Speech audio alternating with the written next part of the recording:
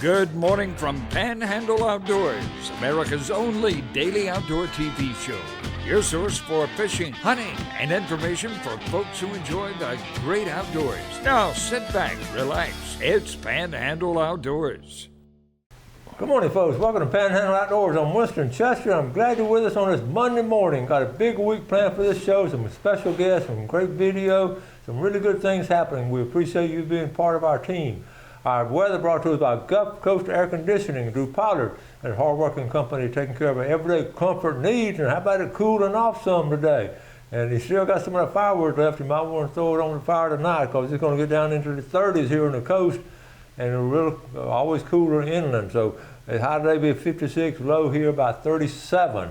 Okay, the water temperature brought to us by Allco Electric out of Lynn Haven. How about 68 degrees at the end of the pier? Is that not something else this time of year here in the middle of February, and 68 degrees at the middle of the right there at the end of the pier? That's just amazing. Our Monday moon phase, always like to talk about that every Monday. We had a full moon last Wednesday night. It was really big and strong, and now we're on the waning stages of it. Have a new moon next week, and then the bass is going to start bedding, so get ready for it. I've already heard reports from Lake Seminole and different places. Our tide chart brought to us by Kent Forest Lawn here on 23rd Street in Panama City. We're looking at neap tide today. No tidal flow. It's not moving at all. Our wind direction with this cool air coming in north-northeast at about 10 to 15. I'll take a break and come back with our special guest.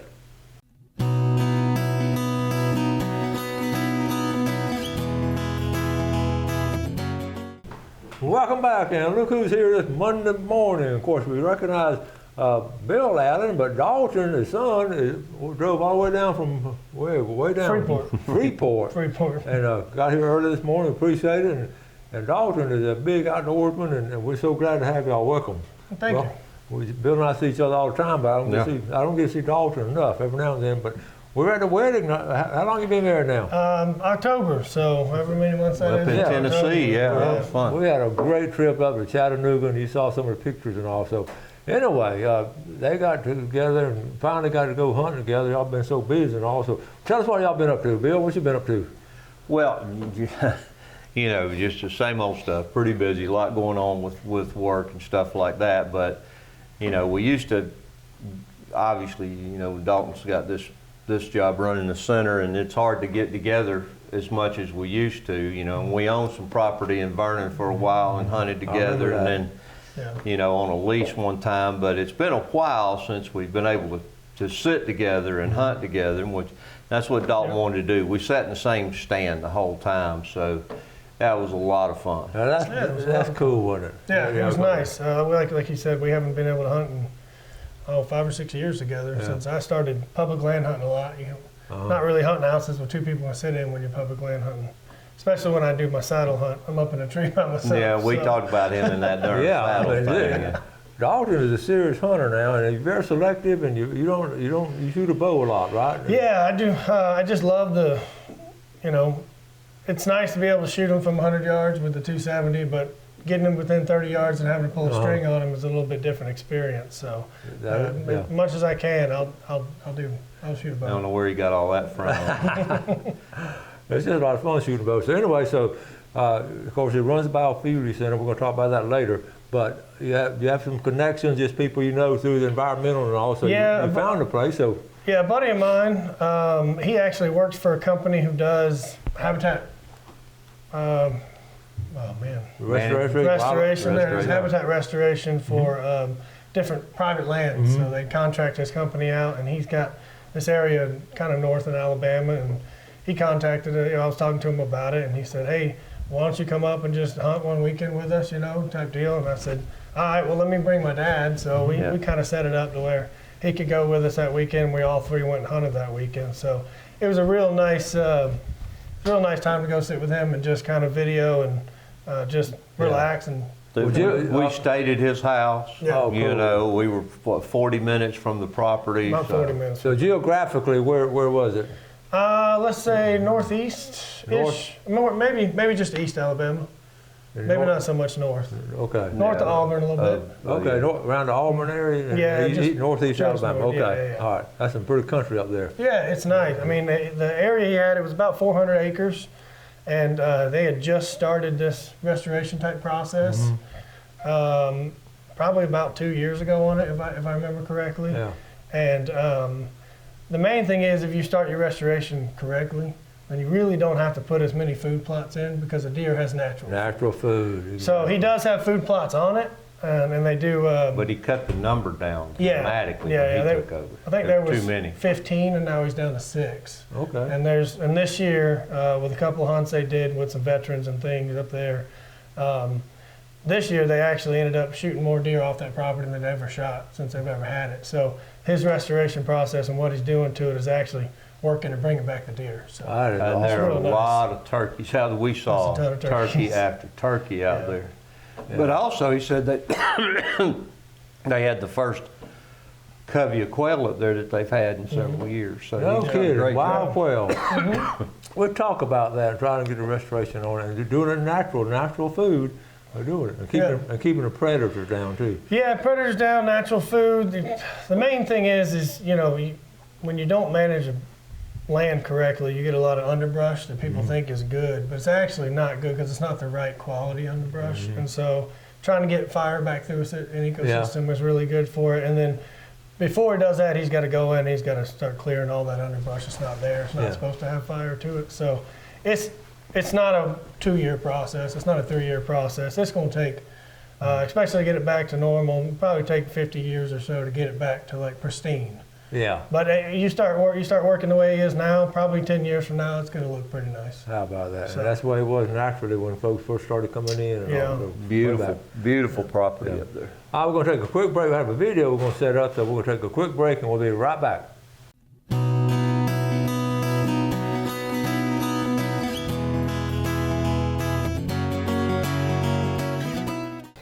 Okay, welcome back. Here with Bill and Dalton and Alan. Glad to have them. And they've had a great father-son hunting trip a week or two ago, and we got some video put together. So tell us how you got it set up and all before we get into it.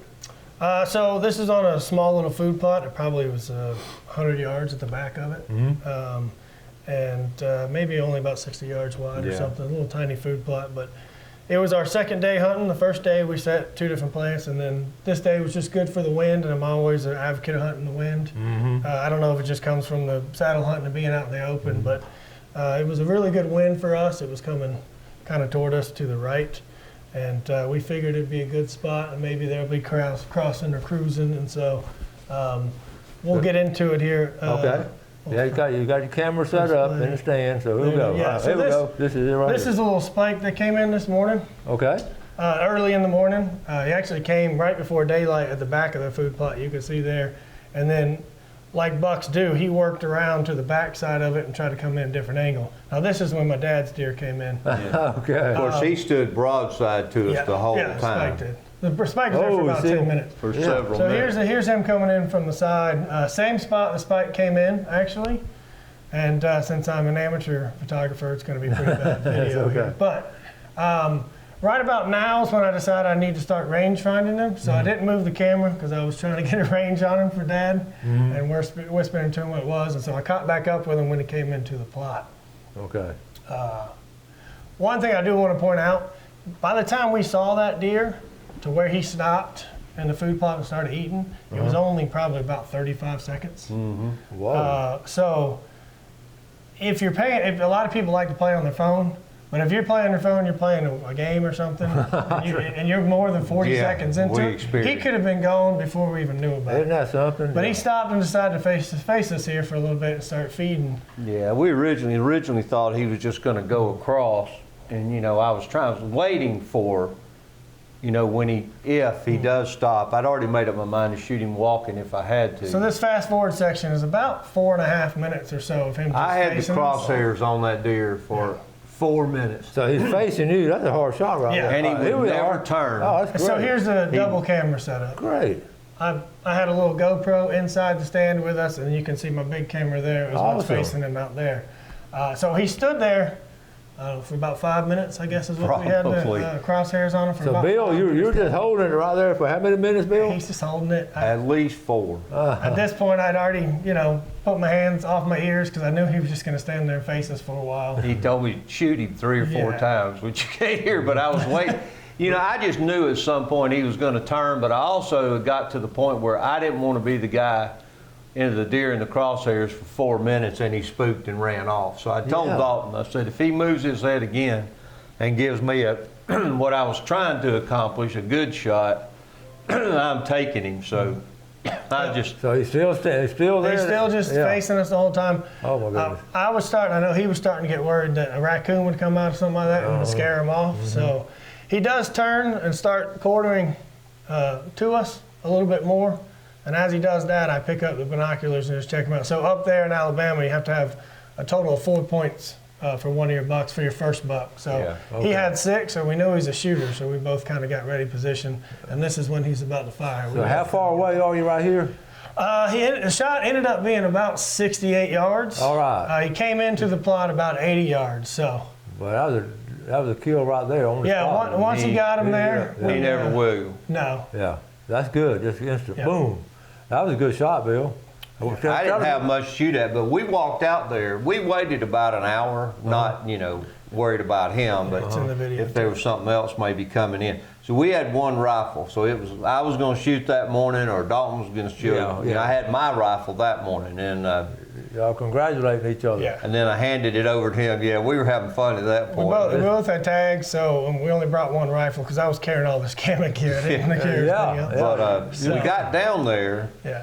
You're the and cameraman. there wasn't any blood. There was no blood anywhere.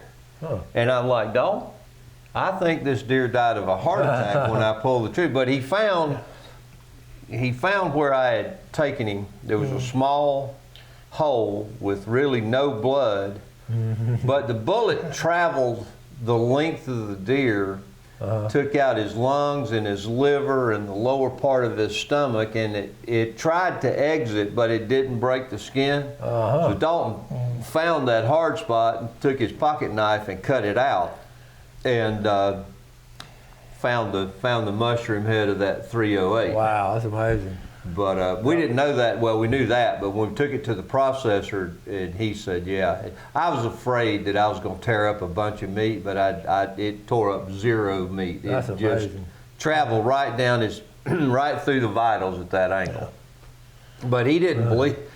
There wasn't blood going in or blood coming out on him. No, but he dropped immediately, so it's a pretty did, easy yeah. track job on it. Oh, yeah. And I'll did. tell you, if you don't have one, you hunting blinds all the time, that little Like a little bag. bean bag right there. It's just a bean bag that sits on the blind. Yeah. It is the sturdiest.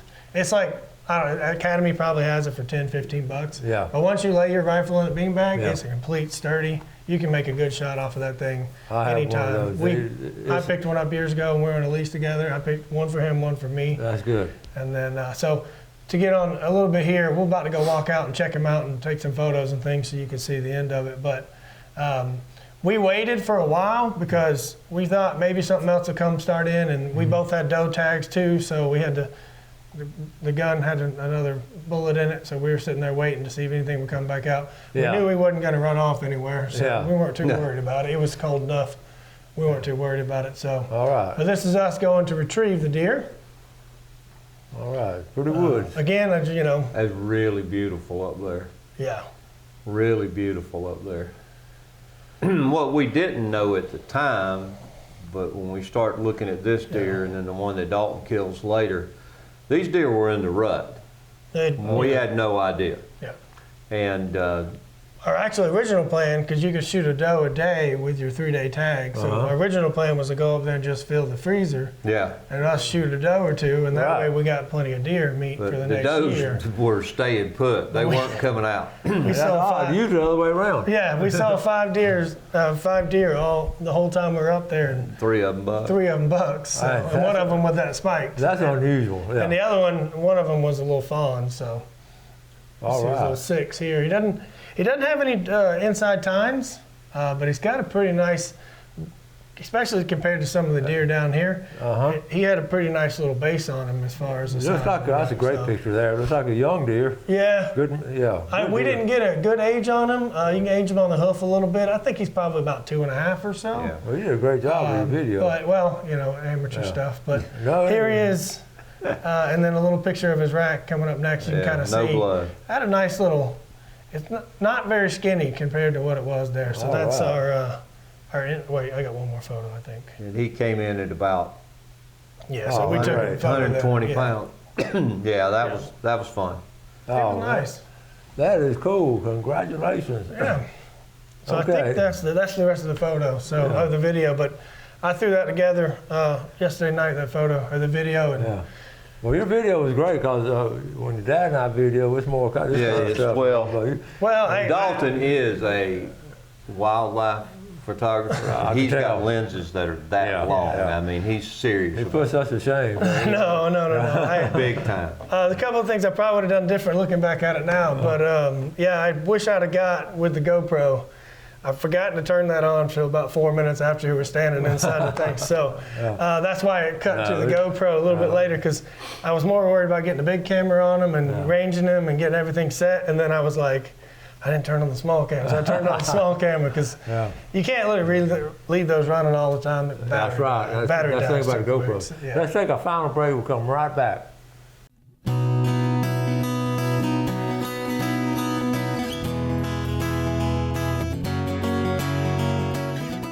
Okay, welcome back. Glad you're with us this morning. Looking at our fishing game times today. We're looking at 2:13 to 4:13 this morning and 2:33 to 4:33 this afternoon. And speaking of feeding times and all, and early in the morning, late in the afternoon, those kind of things. So this sort of segue us into this segment right here. Okay. Tell us, so Bill, that morning he got this nice buck and they're happy, and I mean that's a good day right there. At the time, it was the biggest buck shot off that property. Yeah. So we were real happy about that. That didn't last very long. Okay, so tell us what we had to drive 40 plus minutes to the processor. Yeah. Okay. He was a great guy. We've never used him before. He was a fantastic operation, and then back 8 in the truck so we could get back in the stand, because now Dalton's a shooter, or a different stand. How many of us have eaten in the truck trying to get to that stand? Yeah, we stopped real quick. So we got back this afternoon, picked a totally different spot. The wind was shifting a little bit, and again, I'm always about the wind, so we went somewhere else where the wind was coming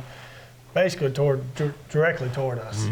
And after the processor had kind of said that they were kind of starting to run around a little bit, we picked a spot that we felt like they might be cruising instead of just coming to feed. So we sat there all night until about 10 minutes before sundown or so, and then I saw some does pop out at the bottom of this. And this one was about 150 yards deep to where we were looking at. And our setup was more like this, so the does were this way. Okay. And so he couldn't really see him because of the tree line, but I could just see one pop out. It popped out, and I told him, I said, I'm pretty sure that's this year's fawn. It's tiny compared to the other deer we've seen. Not that we've seen a lot out there.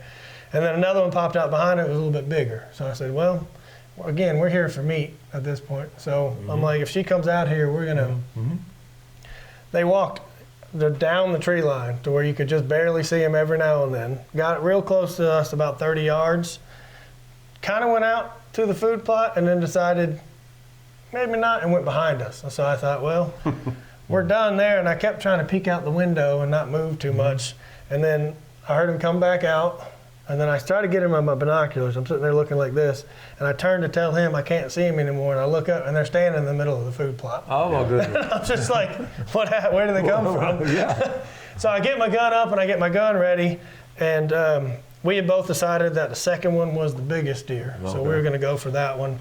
But she was facing away from me the entire time. So never really gave me a good shot. We're sitting there waiting. She's getting to about 80 yards at this point, walking away from us, and I'm thinking, well, we're going to miss this shot because she's just going to go in the woods walking away. And then I got her in the crosshair. She starts to turn a little bit to maybe give me enough, and then she starts trotting away. And so in my head, I'm going, well, this is over, right? We did the best we can here. And I get off the scope, and I'm looking around, and I see a bigger deer pop out in the tree line where they came from. And so I looked at him, I said, it's a bigger deer. It looks like a nice sized doe, And then he trots out into the food plot, and he turns, and I said, "Oh, he's a real nice sized deer." There's a buck. He's a buck that came out chasing him, and so he chased them away from us.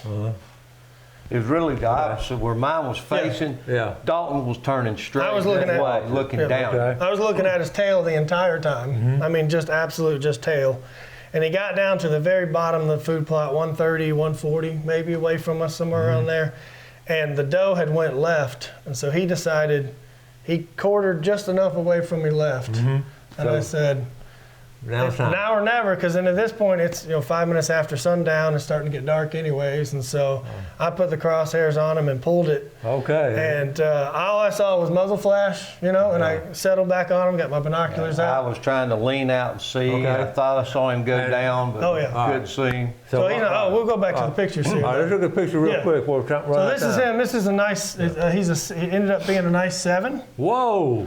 and then a little bit more to him. He outweighed mine by 50 pounds. He ended up weighing 165 pounds, so he was a much nicer deer, and now he's the biggest deer that's been shot on the property. Ah, instead of you're my right.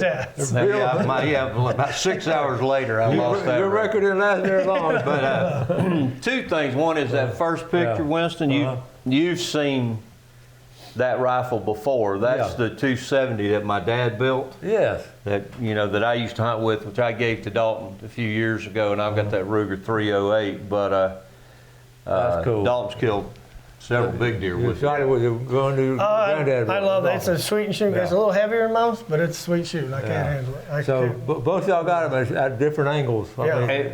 Dalton's shot was the opposite of mine. Right. And his went from back to front, and Lower the to bullet front. didn't exit either, and he tore him up in the opposite direction that I did. Yeah. That was the only shot he had. What a great story. I got a text that night from Bill, so I texted back. What did I text back? Y'all hunting at a tree at a Y'all deer hunting at a farm? deer farm. I'll tell you one thing that we did real quick that is a good idea. We got that range finder. When we sat down, we picked out trees and did ranges because when that deer come out, there was no way that I was going to get a range. So Dalton knew that was a 135-yard Right. shot. Yeah. Yeah. Well, guess what? We've run out of time. Of course. Can you believe that? We do it all the time.